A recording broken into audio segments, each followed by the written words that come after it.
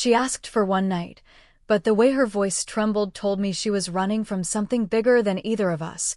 The story opens on a warm spring evening, the kind that feels soft on the skin, the kind where the air itself seems to hold its breath. The 22-year-old narrator isn't looking for anything special that night. He's just stepping out of a quiet bookshop near the edge of town, a worn paperback in his hand, and that familiar sense of restlessness stirring beneath his ribs. Across the street, the glow of a small rooftop cafe pulls his attention, the kind of place that always looks too pretty to be real, with string lights hanging like little sparks of warmth.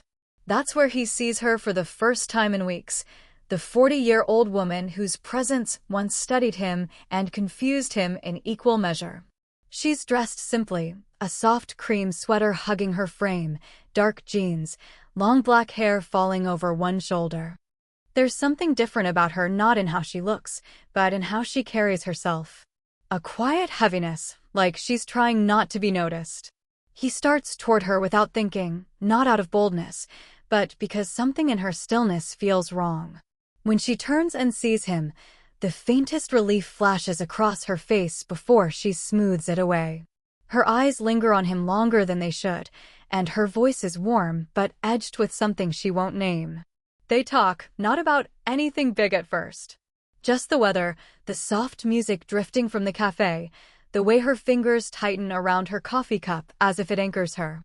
But the longer they talk, the more he notices the small truths slipping through her careful smile, the slight tremble of her breath when he steps a little closer, the way her gaze softens when he laughs, the way she looks at the ground before meeting his eyes again. And then she says it, not loudly, not dramatically. Just a soft, almost apologetic sentence. I just need one night. Something simple. Something that doesn't follow me. He hears the exhaustion in her voice before the words even finish leaving her lips. She's not asking for romance or promises or even comfort. She's asking for escape. But the moment her fingers brush his, that gentle, searching touch, he feels the truth rise in him like a heartbeat he can't ignore. One night will never be enough. Not with her. Not with the way her presence shifts something inside him he didn't know needed shifting. He doesn't tell her any of that. Not yet. Instead, he lets his hand rest against hers, steady and warm, and for the first time that night, she exhales. A real exhale. A soft, shaky surrender to the moment. The night stretches ahead, quiet and full of unspoken things. And he already knows, this isn't the beginning of something temporary. This is the moment everything changes. The story deepens in the quiet moments after her confession.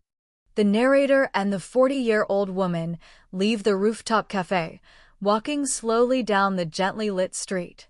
The air is warm, soft with the scent of blooming night flowers, and each step feels like moving deeper into a conversation neither of them knows how to finish.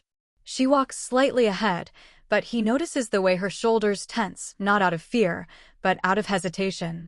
Every few steps she glances back at him, as if checking that he still chooses to follow. He doesn't rush her.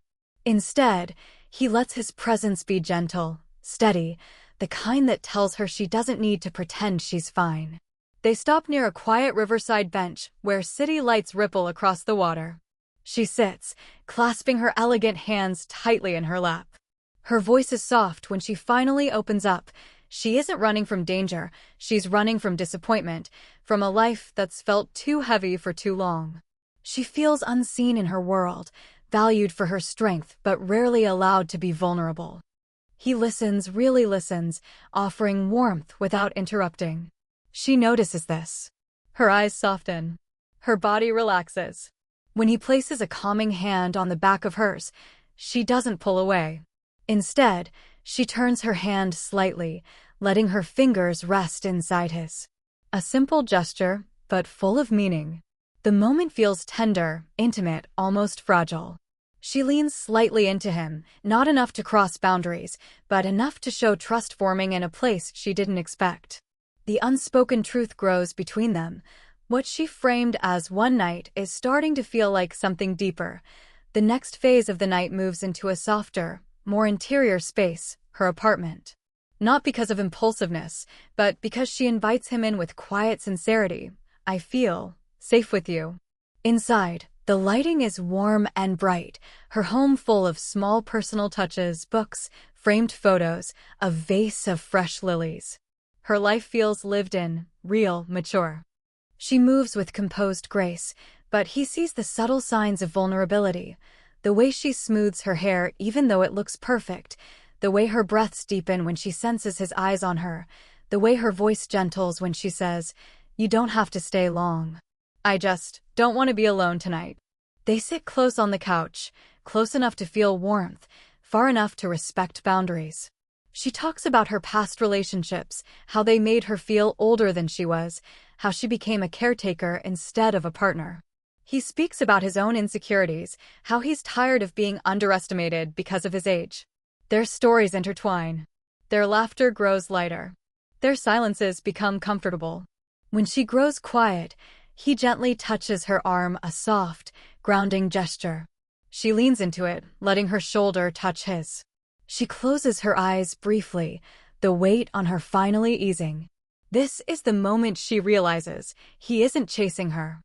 He's choosing her. The emotional peak of the night arrives not through passion, but through honesty. She stands near the balcony windows, looking out at the bright city lights.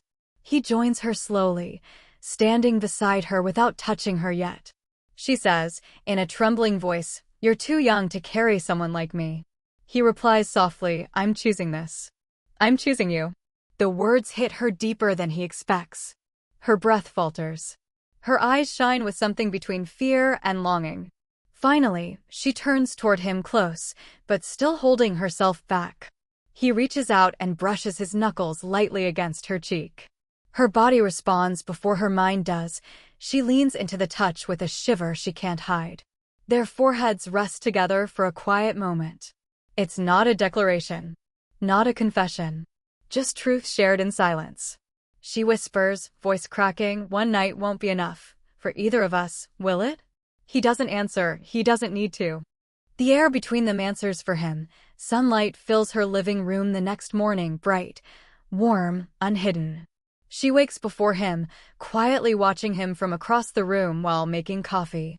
There's no awkwardness, no regret, only a calm, serene warmth. He joins her at the kitchen counter, still sleepy, and she smiles at him in a way she never has at anyone before, softly, gratefully, with a vulnerable brightness. They talk about normal things, coffee, work, the sunlight on the floor. But the normalcy itself feels intimate. She touches his wrist lightly when she hands him a mug, her fingers lingering just a moment too long. He notices she seems lighter, her shoulders relaxed, her laugh easier. She notices he is gentle in the morning, almost protective. When he prepares to leave, she stops him, placing her hand over his heart. The gesture is quiet, but full of meaning. "I don't want this to be something we pretend didn't happen," she says. And he already knows. Neither does he. Reality returns quickly. They meet again days later, but the world seems determined to push them apart. People question the age difference. Her friends comment about phases and bad decisions. His peers tease him, assuming things he never implied. This pressure hits her hardest. She withdraws slightly, not out of regret, but out of fear of ruining his future. During a walk in a bright city park, she stops him and admits, "I don't want to be the reason your life becomes complicated." He steps closer, slowly taking her hands in his. His voice isn't forceful, just certain. "You're not complicating my life. You're giving it direction." Her eyes soften, but the doubt remains. He fights not with speeches, but with consistency, showing up, listening, choosing her again and again. Little by little, her walls begin to shift. The story ends on a rooftop, the same cafe where it all began, but now in bright morning light. She stands by the railing, long black hair blowing gently, eyes full of uncertainty, but hope. He approaches from behind, not touching her yet, just letting her feel his presence the way she did on the first night. She speaks first, "I'm scared. Not of you, but of how much this feels like home." He steps closer, placing a warm hand at the small of her back, gentle, respectful, steady. Then let it be home, he whispers. She turns fully toward him, searching his face for hesitation, but finding only sincerity. She lifts a hand to his cheek, thumb brushing lightly across his skin. For the first time, she allows herself to choose him openly. I don't want one night, she says softly. I want whatever this becomes. He smiles, a quiet, relieved smile, and wraps his arms around her in a warm embrace. She melts into him, her cheek resting gently on his shoulder, the morning sun bright and generous around them. The relationship is no longer a fragile escape. It's a decision. A beginning. A lifetime.